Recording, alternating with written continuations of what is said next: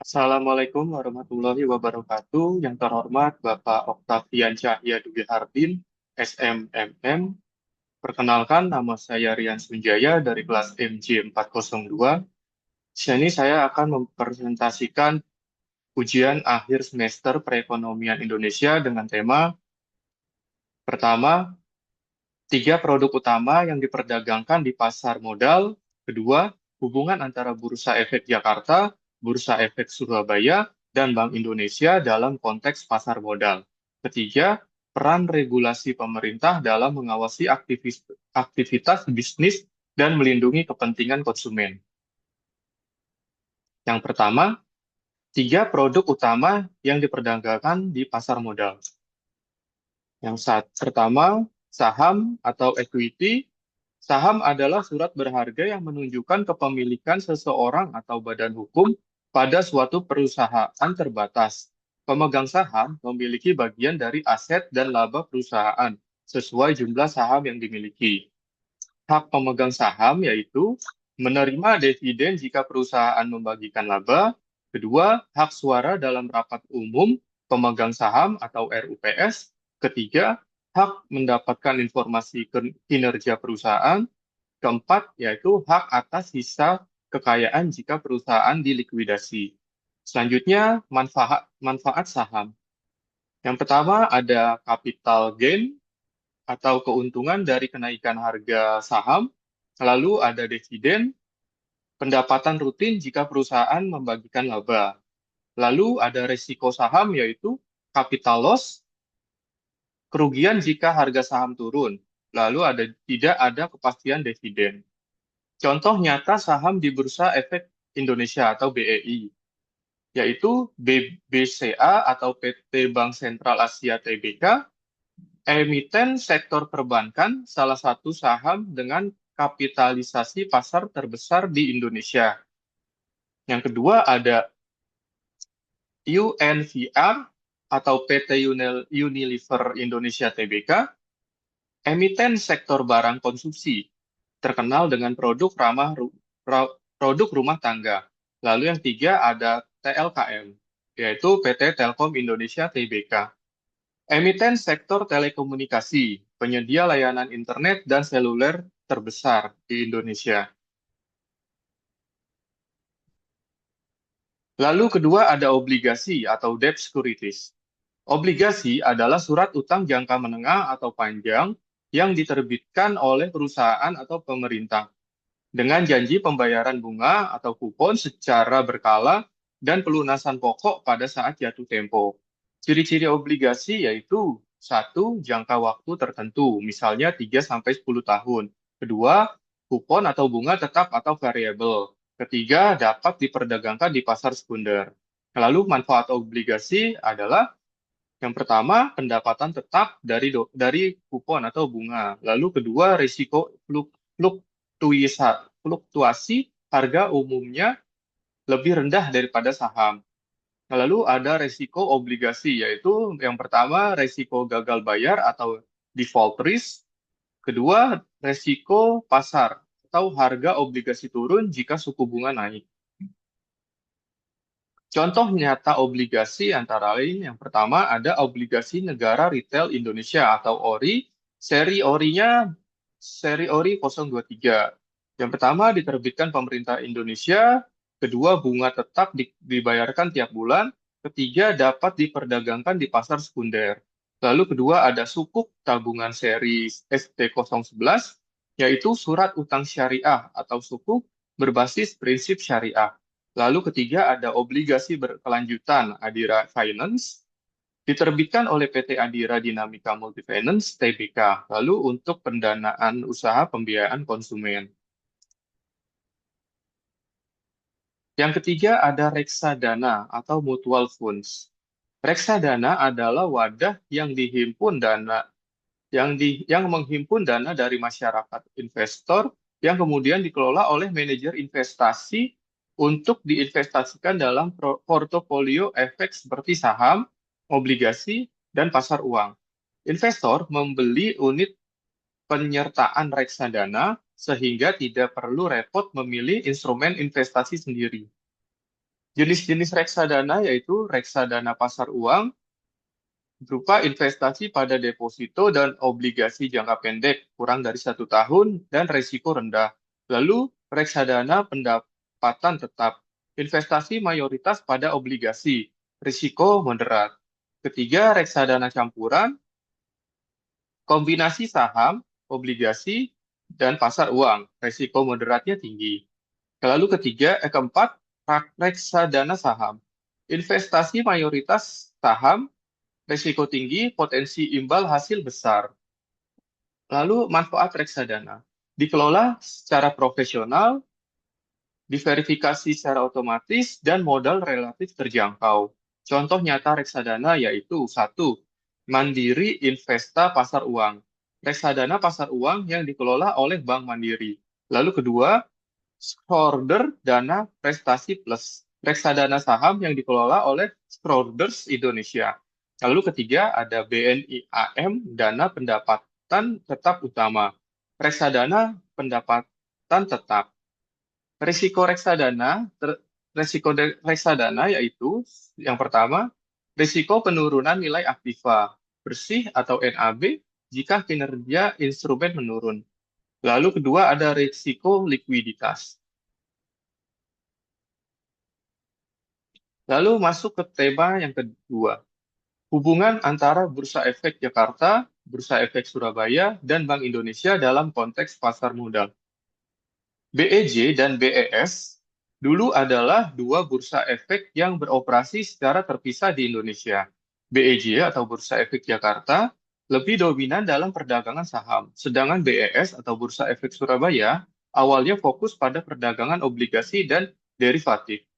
Kedua bursa ini menjalankan fungsi sebagai penyelenggara pasar modal, yaitu satu, menyediakan sarana transaksi efek, saham, obligasi, dan derivatif. Kedua, mengatur tata tertib perdagangan. Dan ketiga, melakukan pengawasan transaksi. Pada tahun 2007, BEJ dan BES bergabung menjadi satu bursa, yaitu Bursa Efek Indonesia atau BEI, untuk menciptakan pasar modal yang lebih efisien dan terintegrasi. Bank Indonesia adalah Bank Sentral Indonesia yang fungsi utamanya adalah menjadi stabilitas moneter dan sistem keuangan. Dalam konteks pasar modal, peran BI tidak langsung sebagai penyelenggara bursa, tetapi berhubungan erat karena satu, kebijakan moneter BI, misalnya tingkat suku bunga, kebijakan likuiditas, mengaruhi tingkat bunga obligasi, nilai tukar, dan minat investasi di pasar modal. Kedua, BI mengawasi sistem pembayaran dan menjaga stabilitas keuangan yang mendukung kelancaran aktivitas pasar modal. Ketiga, sebelum berdirinya Otoritas Jasa Keuangan atau OJK pada tahun 2011, beberapa fungsi pengaturan dan pengawasan lembaga keuangan juga melibatkan BI. Hubungan ketiganya dalam konteks pasar modal. BEJ dan BES adalah penyelenggara dan pengatur perdagangan efek atau pasar sekunder, sedangkan BI adalah pemberi kebijakan makroekonomi yang mengaruhi kondisi pasar modal secara keseluruhan. Kebijakan suku bunga BI sangat berpengaruh pada satu, cost of funds, perusahaan emiten di bursa. Lalu kedua, minat investor terhadap saham dengan instrumen lain. Ketiga, stabilitas nilai tukar rupiah yang memengaruhi persepsi risiko investor asing. Pasca penggabungan BEJ dan BES menjadi BEI, hubungan kelembagaan lebih tersentralisasi, sedangkan pengaturan pasar modal secara spesifik kini menjadi wewenang OJK, dengan BI tetap berperan pada stabilitas makroekonomi.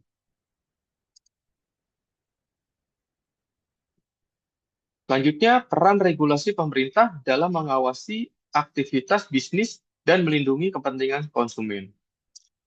Regulasi pemerintah adalah aturan atau kebijakan yang dikeluarkan oleh lembaga negara untuk mengatur aktivitas ekonomi dan bisnis, guna menjaga keteraturan keadilan dan keamanan publik. Tujuan utama regulasi antara lain, satu, menjaga persaingan usaha yang sehat, kedua, melindungi hak dan keselamatan konsumen, ketiga, mencegah praktek curang atau monopoli. Keempat, menjamin kualitas barang atau jasa. Dan kelima, menjaga lingkungan hidup dan etika bisnis. Peran regulasi dalam mengawasi aktivitas bisnis. Yang pertama ada mencegah praktek monopoli dan persaingan tidak sehat. Undang-Undang Nomor 5 Tahun 1999 tentang larangan praktek monopoli dan dibentuknya KPPU, Komisi Pengawas Persaingan Usaha, untuk mencegah dominasi pasar oleh satu pihak dan menciptakan persaingan adil. Kedua, pengawasan kualitas produk dan standar produksi. Pemerintah mewajibkan sertifikasi seperti SNI atau Standar Nasional Indonesia untuk produk tertentu, bertujuan melindungi konsumen dari produk berbahaya atau tidak layak. Lalu ketiga, ada regulasi izin usaha dan perpajakan. Mewajibkan perusahaan membayar pajak demi kontribusi ke pembangunan dan mengatur proses perizinan usaha melalui OSS dan lain-lain. Lalu keempat, pengawasan terhadap perlindungan ketenagakerjaan. Undang-Undang Ketenagakerjaan memastikan hak-hak pekerja dipenuhi dan pengusaha harus memenuhi standar upah minimum, jaminan sosial, serta keselamatan kerja. Selanjutnya, peran regulasi dalam melindungi konsumen. Yang pertama, menjamin hak konsumen. Berdasarkan Undang-Undang Nomor 8 Tahun 1999 tentang perlindungan konsumen, konsumen berhak: satu, mendapatkan informasi yang benar dan jelas. Kedua, mendapatkan barang atau jasa yang aman. Ketiga, menyampaikan keluhan dan memperoleh kompensasi. Lalu selanjutnya, menindak praktik penipuan atau iklan palsu. Pemerintah mengatur etika periklanan agar tidak menyesatkan konsumen, dan iklan obat, makanan, layanan digital diawasi oleh lembaga seperti BPOM, Kominfo, dan lain-lain. Lalu, peran selanjutnya, penarikan produk bermasalah atau recall. Jika ditemukan produk berbahaya atau cacat, pemerintah dapat memerintahkan produsen menarik produk dari pasar. Contohnya adalah penarikan obat sirup yang mengandung EG atau DEG oleh BPOM. Selanjutnya, edukasi dan pemberdayaan konsumen. Pemerintah menyediakan lembaga pengaduan atau lembaga perlindungan konsumen swadaya atau masyarakat LPKSM, serta kampanye kesadaran konsumen untuk membeli produk legal dan aman. Berikut adalah lembaga-lembaga regulasi yang ada di Indonesia. Yang pertama ada OJK, mengatur sektor jasa keuangan dan perlindungan nasabah. Kedua ada BPOM, mengawasi keamanan obat dan makanan. Ketiga ada BSN, menetapkan Standar Nasional Indonesia atau SNI. Keempat ada KPPU, mencegah praktek monopoli atau usaha tidak sehat. Lalu yang kelima ada Kemenprin dan Kemendak, regulasi perdagangan dan industri. Yang terakhir ada Kominfo, yaitu regulasi informasi dan perlindungan data digital. Kesimpulan dari presentasi ini adalah regulasi pemerintah berperan krusial dalam menciptakan ekosistem bisnis yang adil, transparan, dan beretika, sekaligus melindungi konsumen dari kerugian, penipuan, dan bahaya kesehatan. Tanpa regulasi yang tegas, pasar bisa menjadi tempat yang tidak aman dan tidak setara bagi pelaku usaha dan konsumen. Sekian presentasi dari saya. Kurang lebihnya saya mohon maaf apabila ada kekurangan dalam penyampaian presentasi.